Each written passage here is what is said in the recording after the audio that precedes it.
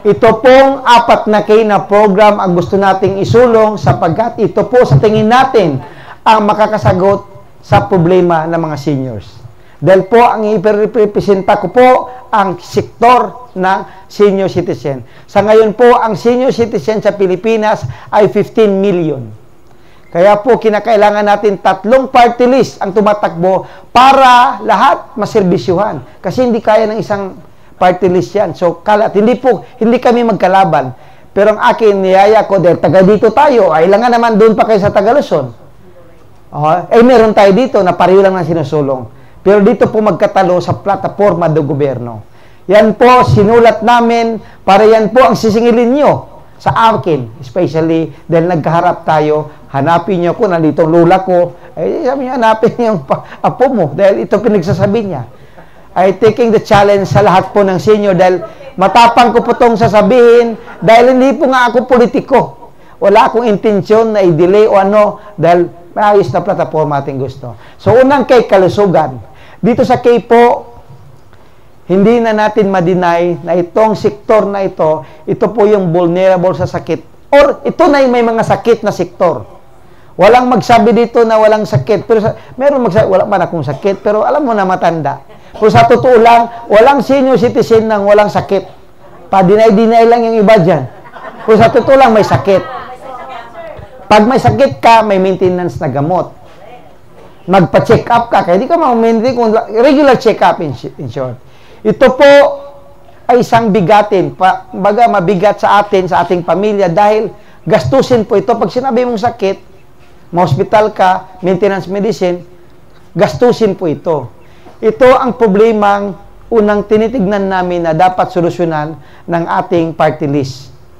So, sa kalusugan po, ang magiging flagship program natin, inshallah, is magkaroon na tayo dapat ng senior citizen hospital bawat probinsya upang hindi na kayo makipagsiksikan sa pampublikong ospital, upang makater ang libreng konsultasyon, gamot, at lahat pang medikal na suporta para sa senior citizen. Dahil po, ang isang congressman, aside sa tagagawa ng batas, ay may pondo po ito. Hindi po ako mangangako ng kalsada, covered gold, o ano man yan, ang aking gagawin. Inshallah, gagawa tayo ng senior citizen hospital, bawat probinsya. Tandaan niyo po yan, at singilin niyo. Pero ganito po, yung programa na yan, hindi naman yan parang kabuti na biglang malaking pondo dahil geriatric hospital po ang plano natin. Tertiary, meaning to say, kumpleto. Kasi ang sakit ng matanda is sakit sa mata, sakit sa tuhod, lahat ng sakit dapat i-cater. Kasi magiging non-responsive kung it's primary, lang na hospital, maliitan. Meaning malaking pondo ang kailangan. Pero, tinitignan natin, meron na tayong mga nakikita mga programa, kakayanin, dahil maraming pera ang Pilipinas.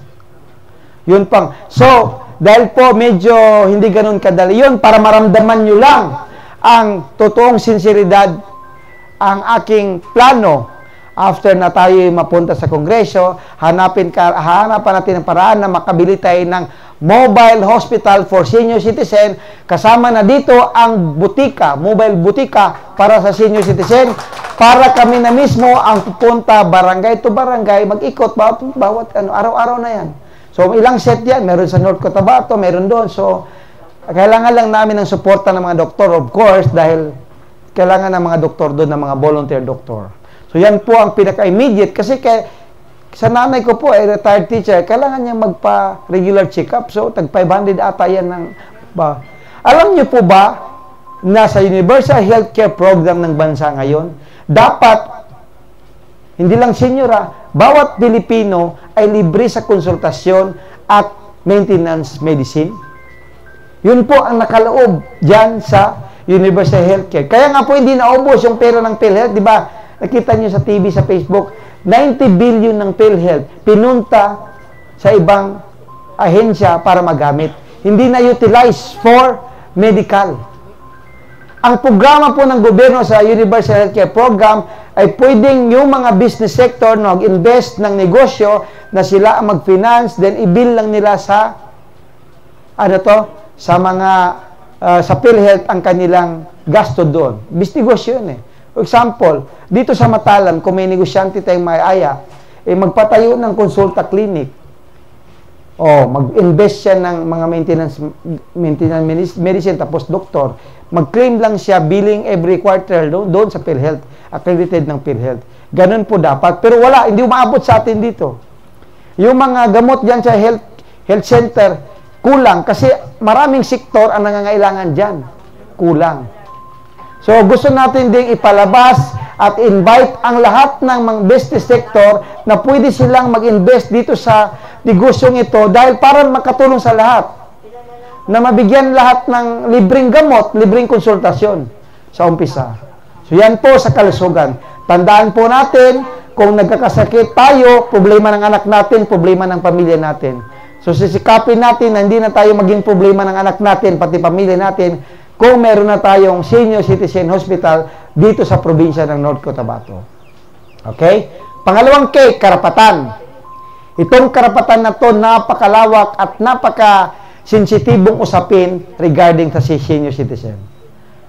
Isa po dito, pinaka-basic, yung social pension ninyo. Di ba meron kayong social pension 1,000 sa mga indigent senior citizen? 1,000 naman. Ganito po, medyo madugo yan dahil ang programang yan o ang batas na yan ay selective. Wala pang pondo. Kasi kailangan mamatay ni Tarpaulino bago mamatay makakuha si Juan. Kasi ang pondo na yan is kulang. Walang suportang pondo dyan. Meaning, walang prioridad para sa pondo ng senior citizen para dyan sa indigent senior citizen pension. Mapansin nyo? Siguro, di ko lang alam dito sa inyo. Kahit senior na kayo, meron dyan, umabot na ng 65, senior na, wala pa rin. Pero sa totoo lang, nasa batas na at the age of 60, you are entitled for social pension. Pero anong nangyari? Pag sinabi nating batas, equal rights, walang sino-sino yan. Dapat lahat makakuha. So, ang isusulong natin, although meron ng pinasang House Bill sa Kongreso, pero hindi umusa, hindi ko alam kung bakit, kailangan nating susugan at tutukan ito para lumabas ang universal senior citizen social pension. Meaning lahat, pati yung may government service na may kanilang GSIS pension at SSS, pwede na. Dapat hindi selective. Lahat, ang sinasabi ng batas, at the age of 60, you're entitled for a social, meaning mayaman ka man o mahirap, dapat entitled ka kasi senior citizen ang pinag-usapan dahil nagserbisyo na po ang bawat isa sa inyo ng 60 years in your life. Simula ang pinanganak kayo, siyempre, ginapakain kayo ng anong baby pa tayo, pinapakain. Hanggang 60 kayo, gumagasto kayo, that is the government service. Hindi lang yung government service na nagtrabaho ka pa doon. So, nagbigay tayo ng tax sa gobyerno. Yun po ang sinasabi nating government service sa gobyerno. So, yan po ang ating gustong isulong na maging universal para hindi na selective. Kasi marami, pag sinabi mo kasing batas, dapat pantay-pantay. Hindi pwedeng isang batas, indigent lang. Paano yung iba? Pati nga sa indigent, hindi pa maliwanag kung sino ba ang indigent.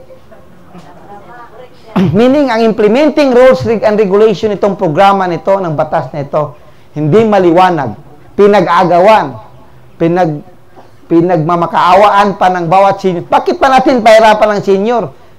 60 years na kayong naghirap sa buhay. Kung nga 42 years old, hirap na ako sa buhay ko na ang hirap mabuhay. What if pa umabot kayo ng 60?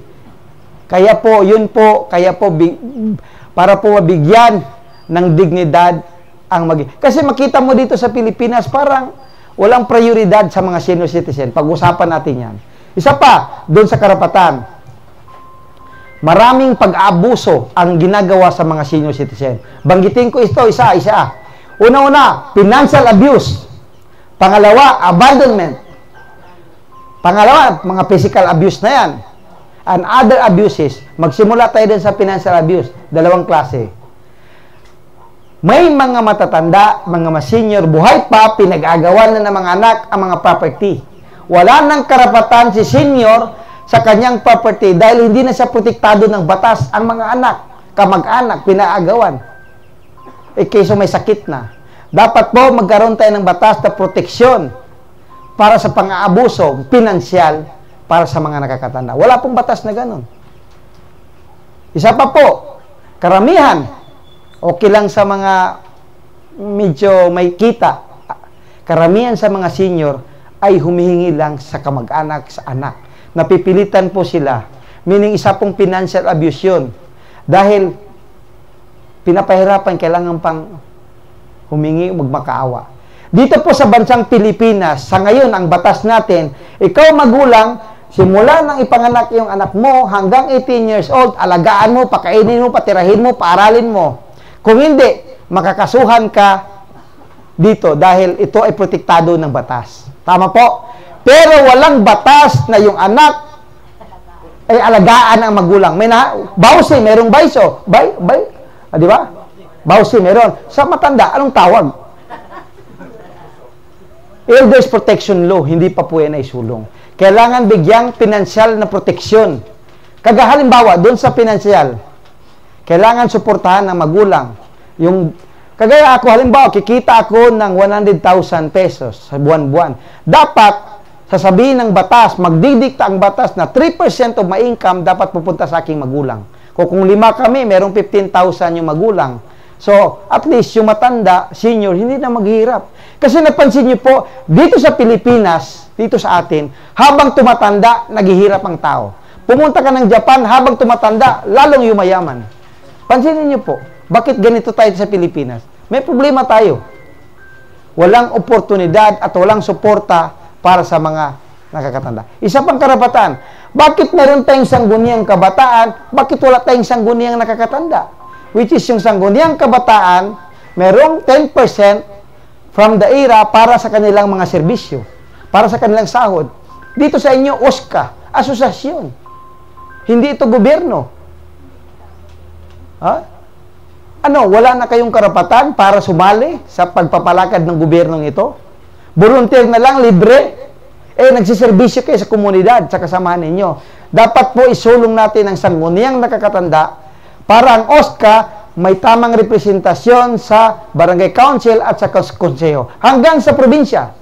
Para po kayo makapagsalita. Pero hindi libre. Dapat may sahod kagaya. At ang pagpili nito ay elected na ang magdidikta kagaya ng kabataan ay sila ang pumili ng kanilang chairman. Kagaya rin dito dapat sa nakakatanda. Dahil may karapatan po kayong magserbisyo pa sa gobyerno sa makakaya. So ngayon po, nagsiservisyo kayo. This is a service. Kasi nagpupulong-pulong kayo, may mga plano kayo. This is a government service, social service. Bakit walang suporta? Kahit man lang honorarium. Ngayon, kung di pa kayo nag-donation, ambag-ambag, yun ang nangyari. Ginawa ba tayong matanda para mamalimos lang, manghingi ng donasyon? Yung suportang batas ang magdidikta ang kailangan natin. Hindi natin kailangan mamalimos o manghingi ng donasyon. Dapat ang batas na dapat ang sektor na ito ay may proteksyon sa Pilipinas. Okay. Doon naman sa mga abandonment, maraming iniiwan.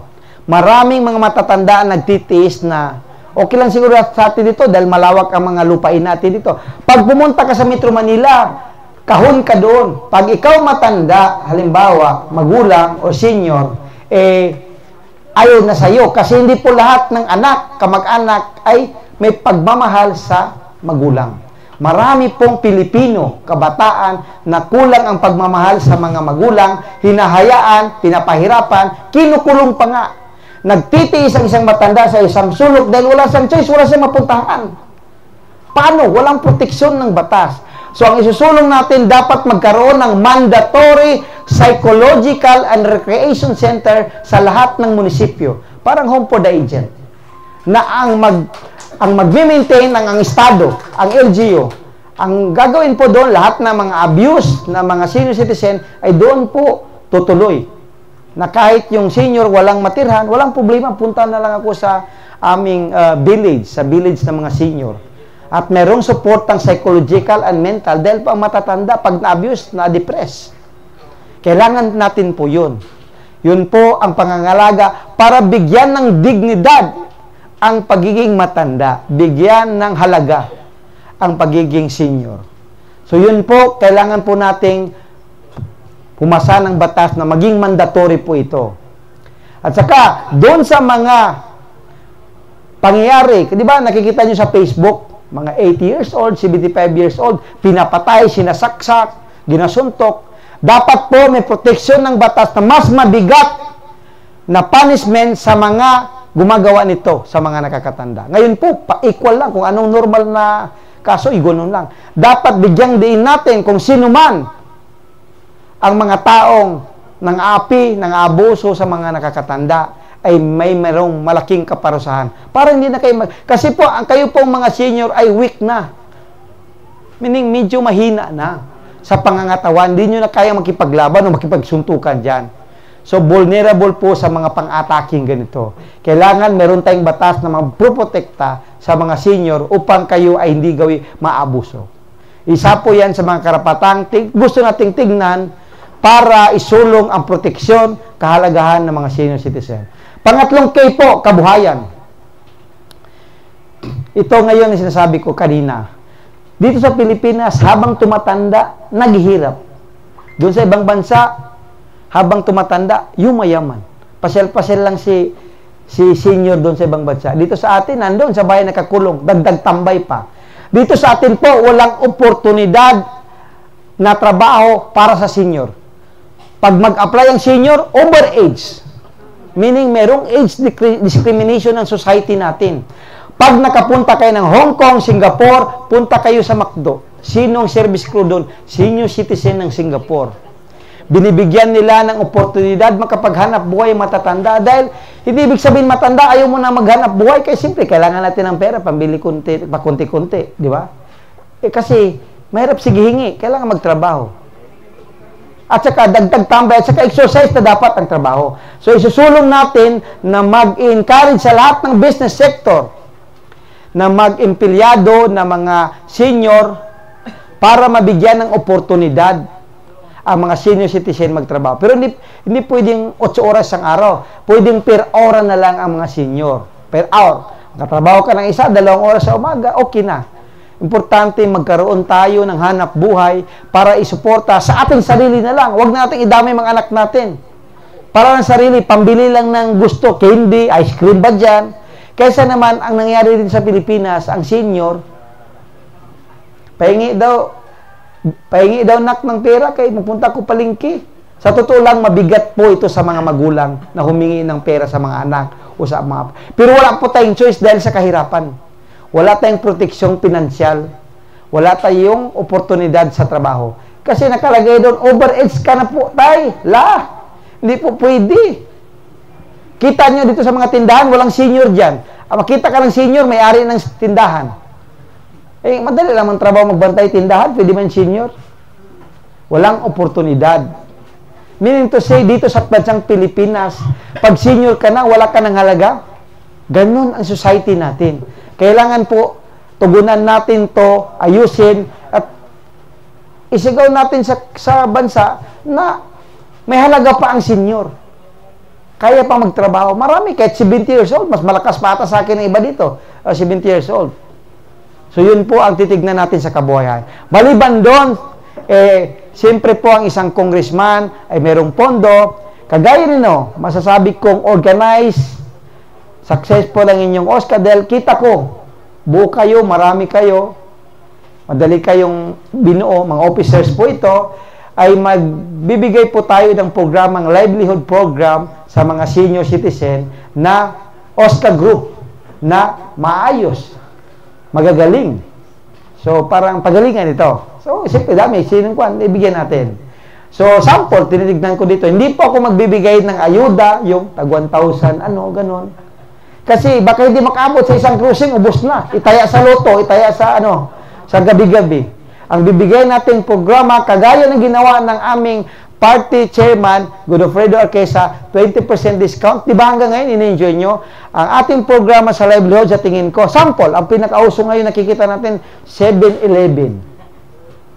Kung may pondo tayo, kung mag-request ang OSCA, sa inyo dito sa Matalam, halimbawa,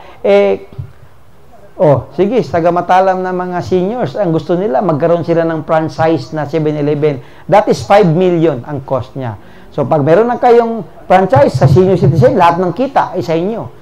Kayo na lang ang maghati kung paano hatiin ang income na yon. Kaysa naman, nagmumuka kayong pulubi, bigyan kayo ng ayuda, pinapapila, nakabababa po ng dignidad. Masakit pong tanggapin at alamin ito na yung mga yan ay nakakababa ng dignidad ng tao. Kahit doon sa kalusugan, makita nyo doon sa kalusugan dito, may free tayo may malasakit, may PhilHealth, may ano-ano. Bakit kailangan pang pumunta doon sa PhilHealth? Malasakit ba dyan? O kay mayor o kay congressman? Bakit hindi pwedeng yan ay maging batas na pag ikaw ay senior, ay di lang, wala nang pumutahan? Kailangan pa nating makiusap ng tulong? Karapatan po natin yung services na mula sa gobyerno. Pera ng gobyerno yan Mali po ang disenyo ng tulong dito sa Pilipinas. Imagine mo, wala kong problema. Maayos siyang malasakit, maayos siyang ayuda, okay yan. Pero hindi ko maintindihan, bakit kailangan pang makiusap ng Pilipino sa pangkalusugan na yan? Pwede naman yang pag-ID ka, basta Pilipino ka, you need a social service sa Pilipinas. Bakit pa kailangan nating umikot? Diyan, may PhilHealth, ganun ganun. Diba ganun po ang sistema dito? Kung hindi ka pa malakas doon, wala nang pondo si congressman, wala nang malasakit. Ganun ba ang batas na ginawa? Ganun ba ang programa? Hindi dapat equal, meaning lahat magbibenepisyo. So, yun po ang titignan natin na dapat isulong na programa. So, isa pa, ito pong sektor na to, gusto kong mag-invite na mga multi-billion company. Kasi po, ang social services ay hindi lang nakukuha sa gobyerno. Nakukuha rin ito sa private sector. Kasi sa batas po, ang isang kumpanya na malaki ay dapat meron siyang corporate social responsibility. Meaning, portion of kanyang kita, ibibigay niya sa society. So, ang ating isasuggest, isusulong natin sa Kongreso, dapat malaking porsyento na mga CSR na yan ay mapunta sa senior citizen. Isa pang problema pala natin sa senior citizen, hindi pa po na-implementa ang Senior Citizen Commission kung saan yun dapat ang ahensyang mangangalaga sa inyo. Wala. Hanggang nasa House Bill pa lang, hindi umusad. Siguro narinig na nyo, in-applyan nyo, pero hindi umusad, wala tayong commissioner. Meaning, walang tanggapan. Nakikihits lang kayo sa DSWD. Na which is, ang DSWD ay maraming sektor ang kanilang inaalagaan. Dapat po, meron na tayong komisyon, Senior Citizen Commission, na doon po rektang lahat ng budgeting ay sila po ang mag-submit para na po hindi na kayo mapababayaan. Kaya nangyari sa pondo ng senior, walang prioridad, walang ahensyang magre-request, may alam ng pondo ng necessity ng tututok para sa senior. Nakikiangkas lang tayo sa disability po. Masakit. Yun po ang katotohanan. Dapat kung may komisyon na, sila ang every taon-taon, meron nang magdidepensa ng pondo para sa senior citizen. Dahil madaling lang yung compute. As of the statistics now, meron po tayong 15 million na senior citizen. So, punduhan mo 15 million sa budget para sa programang senior citizen. Yan po ang titignan natin. So, doon sa kabuhayan, tapos na tayo, pang-apat po itong kamatayan. Senior ka man sa hindi, mamatay ka man. Muslim ka man, Kristiyano ka, anong tribo mo, mamatay ka man. Kasi tao lang tayo, mamamatay rin. Ito po, tignan natin, kulang. Hindi naman sa wala, pero kulang serbisyo. Kulang ang pagpapahalaga. Di ba po sa lahat ng paniniwala natin, pagpatay sagrado? Kristiyano ka, o ano bang religion man, ang patay po ay sagrado, pinapangalagaan, inaayos. Dito po, pag Kristiyano ka, kung wala ka atang 30 to 50,000, makasabi ka, wag mo na akong mamatay kay problema. Kasi merong kabaong, imbalsam mo, vigil, may barong, may make-up. Tinutal-tutal ko yan, 50,000. Nangyayari po yan, nakakasurvive ang Pilipino, either ipangutang. Imagine mo, patay ka na, mangutang ka pa. Yung iba, abuloy. Kailangan mo mag-abuloy, mag-donation. Although okay naman yan, dahil cultural yan. Pero, dapat protektado tayo ng batas na merong burial assistant na maliwanag, kahit sa senior citizen man lang. Pati nga ang sementeryo natin, walang magandang services. Ako, taga-Kabakan ako, simula nung maliit pa ako, tiningnan ko aming sementeryo dyan, hindi nadagdagan, hindi lumapad, Pero araw-araw ata namamatay ang tao. Saan kaya napunta yung ibang pangkay? Sinasabi natin sagrado, dapat ayusin ang bangkay. Minsan nagpatong-patong na, minsan ata ginakuha at pinapalitan, nilagay sako, di ko alam. Ganun ka, pag pumunta ka sa ibang bansa, paradise. Di ba ang gusto natin ang kamatayan? That is final destination natin. Paradise. Sa paglibing pa sa'yo, hindi na yung paradise, kaya squatter ka kaagad. Masakit po na walang suporta ang pamahalaan natin o magandang programa hinggil sa kamatayan ng bawat Pilipino. Kahit man lang sa senior citizen. Ngayon po sa batas, meron kayong 2,000 para sa burial assistance, di ba? Senior. Hindi sapat yun. Hindi po sapat ang 2,000. Wala? Meaning, hindi pa pumasa sa final. Nabasa ko na merong sinulong na 2,000. Masyadong kulang. Gusto ko pong diinan yung programa na yan na dapat yung mga senior citizen ay ang computation na dapat ang kanilang pension. At least 3 years ng pension ilamsam para ibigay sa mga kamag-anak para hindi na ipangutang. Yan po, bigyan po natin para magkaroon ng dignidad kahit man lang sa huling yugto ng ating buhay na magkaroon ng magandang kamatayan. May serbisyo. Mapansin nyo rin po, dito sa Muslim ka man, Kristiyano, makita niyo sa mga hospital, merong ambulansya para sa buhay. Pero walang sasakyan para sa patay. Ang meron yung mga negosyante dito. Dapat ang gobyernong ito o ang mga PSO na yan, magbigay rin para magkuha ng bangkay sa hospital dahil problema ng kuwan yan. May bayad yan kung magkuhan ka sa private, di ba? Dapat ang gobyerno ay merong sasakyan sa buhay, yung ambulansya. Hindi naman pwede sakyan ng patayan eh. Dapat sa lahat ng pampublikong ospital o kahit pribado, may sasakyan para kumuha ng patay. Dahil yan, kahit maliit lang na bagay, problema ng Pilipino. Titignan po natin yan, morgue. Yan po ang problema natin. Sa Muslim naman, wala pa kayong narinig na Muslim cemetery. Muslim public cemetery. Wala no. Yung Muslim Pilipino is 20% of the population. Kumalat sa buong Pilipinas. Namamatay ang Muslim, is dapat within 24 hours may libing. Pag doon namatay sa Cebu, pagdating dito, bulok na, mabaho na. Dapat po maging mandatory na sa buong Pilipinas, bawat LGU, na magkaroon ng Muslim public cemetery kasi po kailangan. Kailangan po yan dahil namamatay rin ng Muslim. Ang ginagawa ngayon, kanya-kanyang libing. Ito kila lula ko, nandito ata. Kanya-kanyang gawa na lang. Ang gusto natin, ang gobyerno, ang magbigay ng social services sa bawat isa sa atin.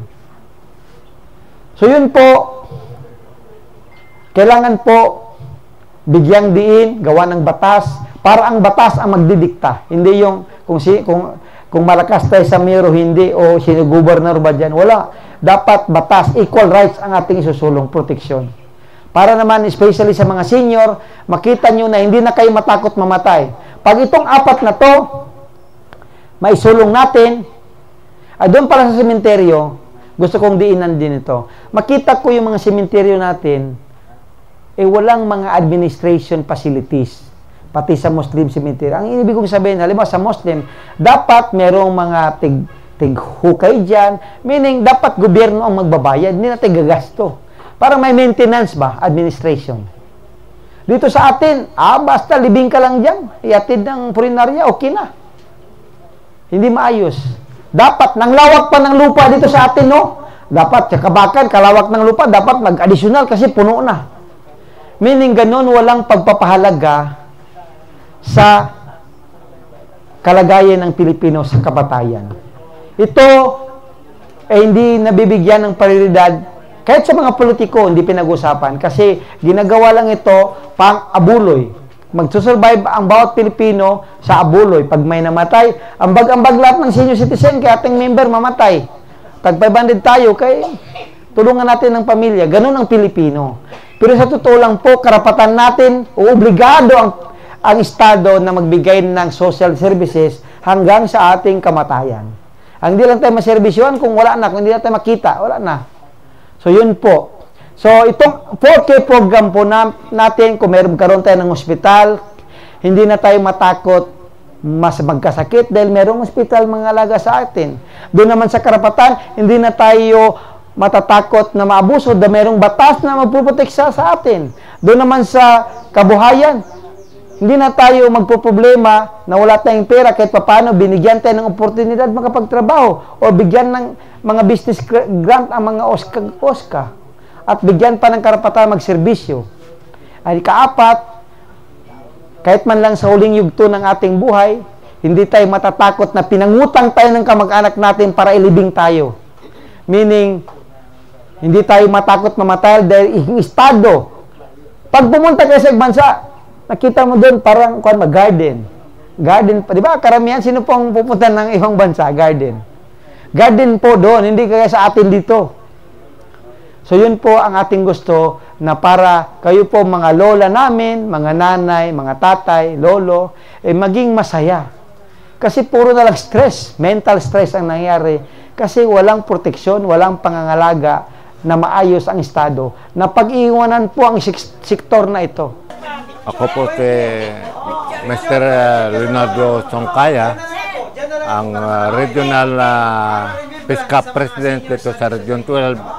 Ako po ay isang retiradong opisyal ng militar na pumasok dito sa non-government organization na ito para malaman ang mga karapatan at kapakanan ng matatanda na kung saan paminsan pinakakait sa amin. Kaya kami ay lubos na nagpapasalamat at narinig namin yung mga gagandang programa ay dapat lang na para matulungan ang matatanda. So, kaya nga sinabi nga nila, maganda nga at yung kaniyang layunin ng ating kasamahan dito, tumatakbo ng party na yung kapakanan at karapatan ng matatanda nakatutok. Maraming salamat po at sana pag nakaupo na kayo, hindi niyo kami malilimutan, matutupad lahat ng inyong campaign promise. Maraming salamat po. Sana po, tulungan natin itong 97 tinig ng mga senior citizen. Kasi, yun ang gusto ko mangyari, na talagang ang senior citizen ay bigyan na ng boses doon sa Senado. No? Hindi lang doon lang sa Manila, dapat dito rin sa Mindanao. Kasi ang Mindanao, kawawa yung mga senior citizen dito. O kapatid ko, ano siya? 1,000 lang po yung pensyon niya. Gina-insist doon na sana magingi naman. Nagpakaawa siya doon sa sana mabigyan siya. Pero sabi nila walang pera daw, walang budget. Yun. Kasi kawawa sila, oo. Kahit isa lang anak niya, pero siyempre kailangan niya kay senior, may siya, may maintain na medisina. Paano yung 1,000 niya? Hindi makatulong yun sa kanya. So, dapat talaga matulungan siya na magkaroon talaga ng pension itong kahit na mayroong pension, konti lang. Oo. Talagang mabigyan sana. Pantay-pantay. Senior na siya, 75. Oo. Pero hindi pa nakatanggap ng pension sa social pension. Kawawa talaga. So, yun ang ginaano ko. Sana matulungan, talagang ma-solve, no? Sa pamamagitan ng 97 sa baluta, no, sa party list, talagang tulungan natin na mayroong tinig na ang senior citizen sa Senado. Tulungan natin itong siya talaga, no, lalabas itong number, manalo siya upang mabigyan ng tinig ang pension, ang senior citizen sa Senado. Yun lang po.